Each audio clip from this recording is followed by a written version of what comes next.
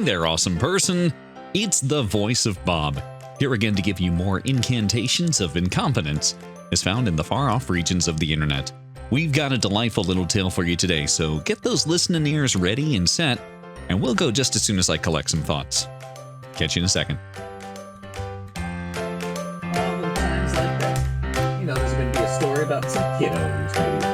You think? Yeah. I think so. Thanks for joining us for Other People's Mistakes.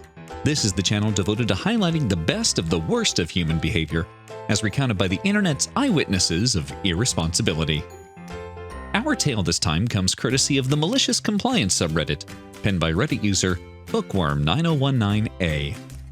The title of our story: Make 5-year-olds do an 8-step finger painting project? Great idea! Here we go. This happened a while ago. I was volunteering at a summer camp run for 5 to 9-year-olds by my middle school. I was about 14, but this was my 3rd year working at this camp. Most of the other counselors were college students.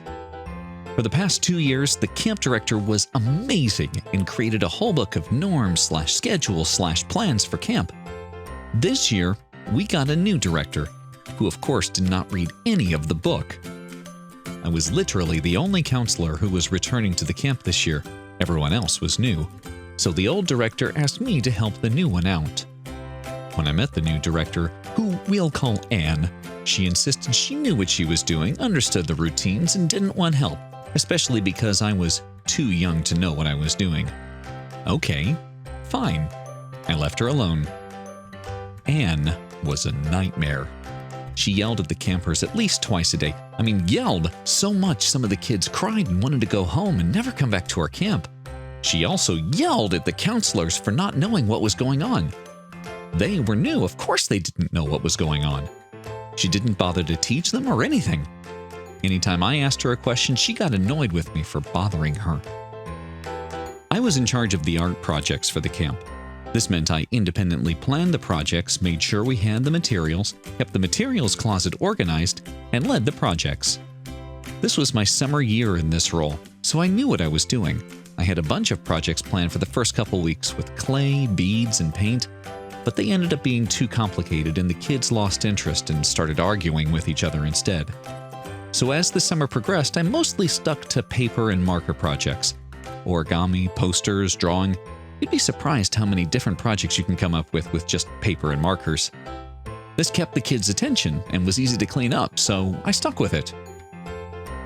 One day, Anne called me into the conference room she converted into her office by throwing her papers everywhere on the table and not letting anyone else in. The conversation as follows. Your projects are too simple. Make them more complicated.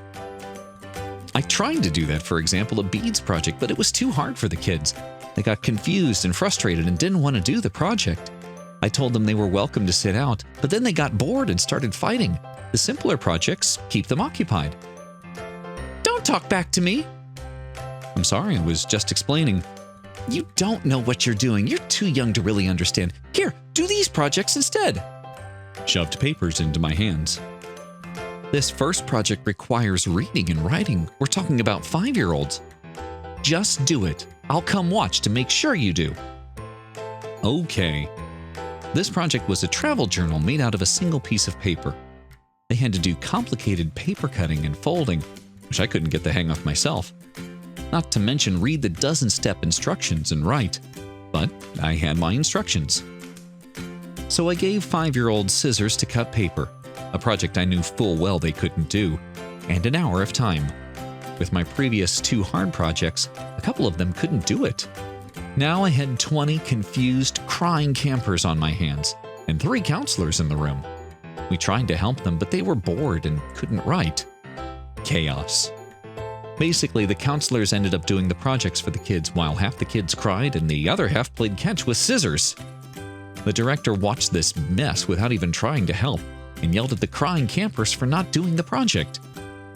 Everyone hated that, so I assumed nobody would blame me for taking a couple steps out of the project.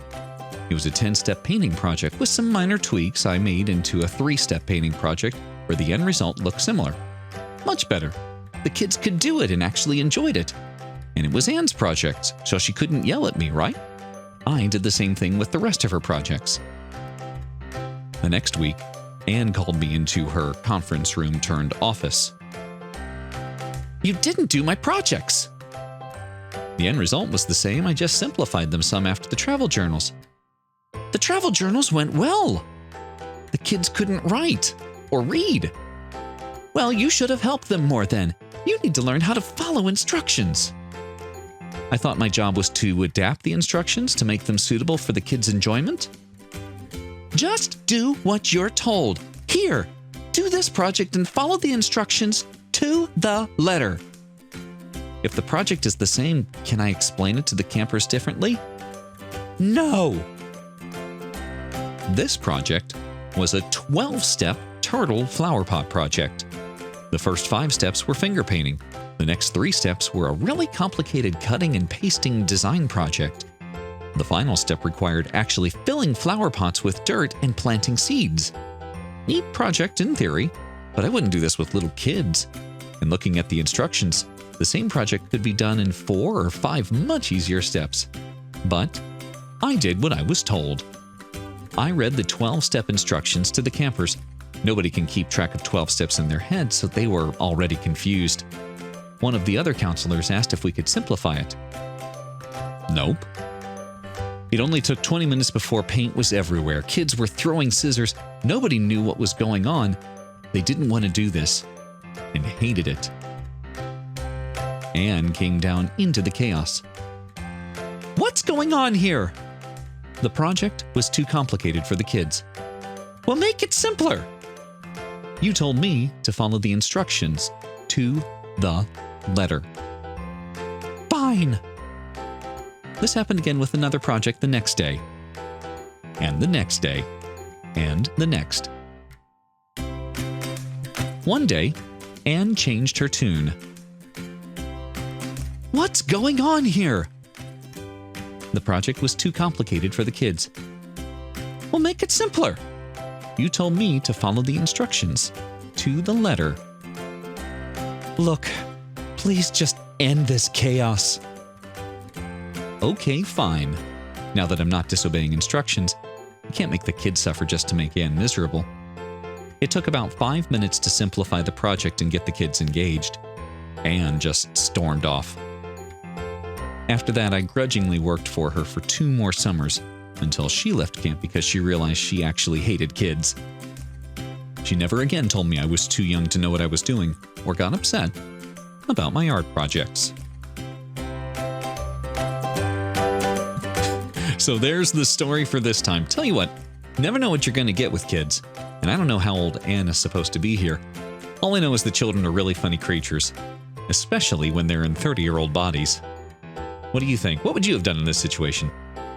Think OP's compliance was malicious enough? Do us a favor, let's have your thoughts dropped in the comments below. Anyway, that's all for now, but hey, if you find a great story and think we should make a video about it, drop us a comment or message us directly. Our links to your favorite social media networks are probably down in the description below. As with any YouTube channel, please feel free to like and subscribe, but more importantly, let your friends know what you learned from other people's mistakes.